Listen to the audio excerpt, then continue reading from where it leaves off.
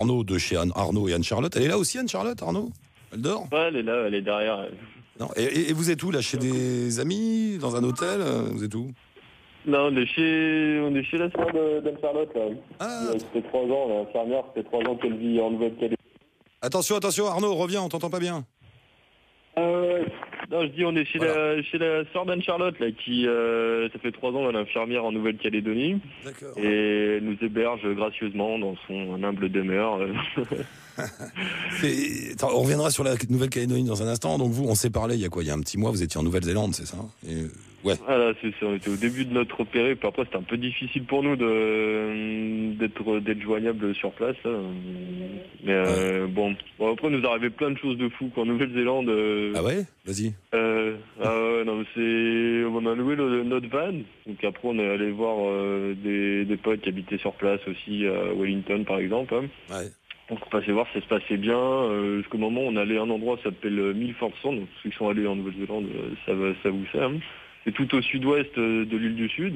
Ouais. Et on arrive là-bas, on passe un col pour y aller. Dans le col, il y a un tunnel pour passer la chose. On arrive et on est prévu de dormir une nuit là-bas et le lendemain repartir. On dort la nuit là-bas. Pendant la nuit, ils disent ouais, bah la route est fermée, il y a de la neige là-haut, impossible de partir. C'est bon, d'accord. Moi, le lendemain, on fait la visite du fjord de cet endroit-là avec le bateau qu'on avait réservé. On revient, ils disent ah bon, on va voir cet après-midi si c'est ouvert. L'après-midi, pas de nouvelles, toujours fermé. Et puis ça continue à neiger, ça continuait, enfin un truc de fou. Donc au final, on est resté bloqué 2 jours dans cette espèce de village dortoir quoi, qui sert juste à voir ce paysage-là, ces fjords. Ouais. Et surtout qu'on était dans notre van sans chauffage, sans rien. Enfin, Sympa. tout le temps, en regardant des films, etc. Enfin bon. Mais bon, ça fait plaisir de dire qu'il y a 2 semaines, on était en train de marcher dans la neige là-bas et là, on est en train de faire de la plongée en Nouvelle-Calédonie. Quoi. Ah, trop dur la vie. Mais je sais plus. Vous avez déjà fait une balade vous êtes déjà passé par l'Amérique latine ou pas? Je sais plus. Non?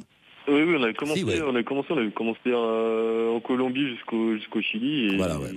on traverse et voilà. Là, il nous reste encore 1 semaine et demie en Nouvelle-Calédonie et après on va enchaîner sur l'Indonésie puis voilà. Et puis après on verra. C'est pas. Ouais, Faites exactement. marrer.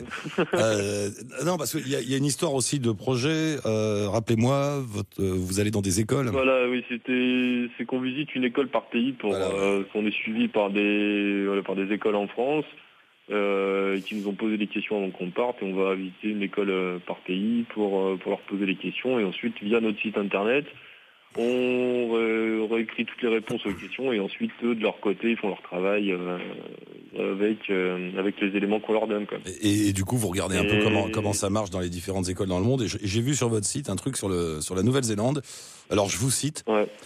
sur l'école en Nouvelle-Zélande, un modèle d'éducation très envié dans d'autres pays du même hémisphère. En effet, il n'y a pas de sureffectif. Dans les classes, environ 10-15 élèves. Et ils ont une politique de l'enfant roi. Les enfants, je te cite, les enfants sont libres de déplacement pendant les cours. Ils ont des activités très variées. Par exemple, ils font du jardinage pour donner à manger aux cochons d'Inde.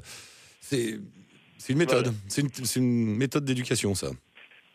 Bah nous on a carrément halluciné, c'est qu'on est passé donc l'île du Sud c'est vraiment très très peu peuplé par rapport si on compare ça à la France par exemple. Ouais. Et on arrive à un endroit qui s'appelle Saint-Joseph Glacier, c'est un village comme on l'a dit qui est au pied des glaciers. Et on passe à côté d'une école, on fait bon bah pourquoi pas, on va aller ici, on va voir comme d'habitude, hein, on choisit pas notre école, on dit pourquoi pas essayer ici. Et on arrive dans cette école, donc déjà elle était assez petite, avec une cour assez immense, parce que c'était au milieu des champs. Et on arrive, on voit qu'il y avait à peu près une 20-25 élèves dans cette école, compte tenu de la taille du village aussi, qui fait à peu près 600 habitants. Ouais, donc c'est normal. Donc on arrive, l'enseignante arrête son cours, elle nous demande ce qu'on veut faire, donc on explique un peu notre projet, etc. Elle nous dit ouais, il n'y a pas de problème, vous pouvez venir. Et là, on arrive dans une salle, et les gamins étaient sur des MacBooks en train de faire les choses. Tableau interactif digital, la Wii posée dans la salle de cours. Moi, je commençais à halluciner complètement. Puis plein de projets, tout ce qu'ils avaient fait toute l'année, leur BD, leur dessin, ce qu'ils voulaient faire quand ils étaient plus tard illustrés. Enfin, vraiment un peu de choses comme ça, on a complètement halluciné. Après, on leur posait des questions sur les choses comme ça. Puis au bout d'un moment, il a fait, mais je sais pas ce que vous faites aussi pendant on a des questions comme ça. Qu'est-ce que vous faites aussi pendant vos cours de récréation? Et là, t'as 3 gamins qui se lèvent, qui vont chercher leur lapin et leur hamster, qui les ramènent. Ouais, regardez et tout, c'est à nous. Et la prof, elle disait rien. Moi, c'est quand même. Et après, on disait, est-ce que c'est possible? Enfin, voilà, chez vous, on voit que les gens qui se lèvent, mais tout en restant un peu dans le respect là-dessus. Et C'est étonnant. les gens qui se lèvent comme ça. Et bon, après, c'est vrai que quand on était au Chili, on disait par exemple, nous en Europe, en France, le pays modèle, c'est la Finlande, parce que via leur système d'éducation, qui aide les gens au fur et à mesure de leur parcours scolaire, au Chili, ils disaient, pour nous, c'est la Nouvelle-Zélande qui, au niveau statistique, qui sont quand même un modèle pour les pays comme ça. Donc. Étonnant. Mais les gamins, ils avaient quel âge? C'est vrai. C'était des gamins de quel âge? Là, on était sur une école primaire, là, on est cette fois-ci. Avec une école publique aussi, pour au niveau des moyens, etc. C'était vraiment, ils avaient, ce qu'on avait devant nous, c'était CE2, CM1, donc entre 7 et 9 ans. Et ça te semblait bien comme système? Ouais, enfin, a priori, ça a l'air sympa. Ouais. Bon, après, nous, on est resté 2 heures dans l'école, mais après, c'est vrai que là, par exemple, il y avait une maman d'élèves qui était là avec eux, en disant il y a une partie de la classe qui sont partis faire un cours de technologie, je sais pas où, dans les montagnes. Et moi je remplace la prof là-dedans. Et puis là il pleut, on savait pas trop quoi faire, donc on a fait un cours d'informatique ensemble. Et puis il y avait une éclaircie juste après. Ils disent c'est bon, on va aller dehors, puis on va faire nos plantations de tournesol chacun. Mais c'est vraiment quelque chose de super ouvert, quoi. Ouais. Pourquoi pas, hein? Voilà. Non, mais pourquoi pas. C'est vrai que nous étions partis d'Amérique du Sud avec tous les enfants en uniforme dans leur classe où ils étaient contents d'aller à l'école, et là on arrive sur ils font pousser des hamsters. Un modèle, on va dire, un modèle occidental avec vraiment. Mais après aussi, ce qui manquait un peu, ce qu'on s'est dit aussi une fois après avoir visité cette école, c'est vraiment. Quand on était en Amérique du Sud, dans les écoles un peu défavorisées, par rapport à, si on compare toujours ça à l'Europe ou à la France, dire que nous, les gamins, ils avaient envie d'aller à l'école parce que c'était une chance pour eux. Bon, là, on est retombé un peu dans le modèle pays développé, où ils n'ont pas... on était là, on leur posait des questions, ils nous ont posé des questions, mais c'était pas non plus les mêmes questions qu'on attendait. Les autres, c'était oui, ça se passe comment chez vous? Et ils rentraient beaucoup plus dans le détail, quoi. Ouais. Et là, c'était mon père, il est déjà parti 4 fois en Suède, donc oui, il m'a expliqué l'Europe était comme ci, comme ça. Enfin, c'était voilà. Et alors sinon vous, comment ça va le voyage, ça se passe bien, vous êtes content, la vie est belle, vous êtes heureux sur la route, libre et amoureux?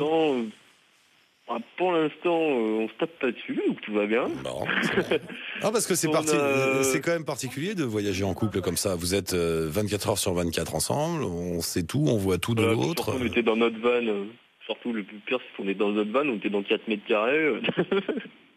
On faisait tout dedans, la cuisine, voilà. Et après, c'est... Ça peut être dangereux, quoi. Non, mais là, ce qui fait du bien, c'est qu'on est chez la sœur d'Anne-Charlotte, et ça fait vraiment une pause au milieu de notre voyage, quoi. C'est reposant, on nous prépare les choses. Donc là, on est en mode tour opérateur, en très petit comité. C'est bien, ça vous fait du bien. La voiture sur place, voilà, c'est vraiment un confort. Elle nous a à peine arrivé, elle a dit j'ai réservé les cours de plongée pour vous, faites le niveau 1 cette semaine. Là demain on part faire une île au large de la Nouvelle-Calédonie. On va y rester 4-5 jours là-bas. Ça va les baroudeurs. On va prendre des photos cartes postales pour énerver un peu tout le monde autour de nous qui sont au boulot. Bon, c'est bien. Voilà. Et puis ouais. Voilà. Et la prochaine. J'allais te demander la prochaine étape. Là après, c'était la Chine, tu m'as dit, non? Nouvelle-Calédonie. Non, c'est Indonésie après. Indonésie, d'accord. Donc on commence de Jakarta et on finit à Bali, et on ne sait pas encore en quel sens, on va voir. Bah c'est bien. Encore un peu de temps. Merci Arnaud. Voilà. On met un lien avec votre site et puis à bientôt. Je vous attends en Indonésie alors. En Indonésie, c'est bien. Voilà, pourquoi pas. Ça marche. Ça marche. Salut Arnaud. La prochaine fois ce sera bien. Anne-Charlotte. Salut. Ciao, à bientôt.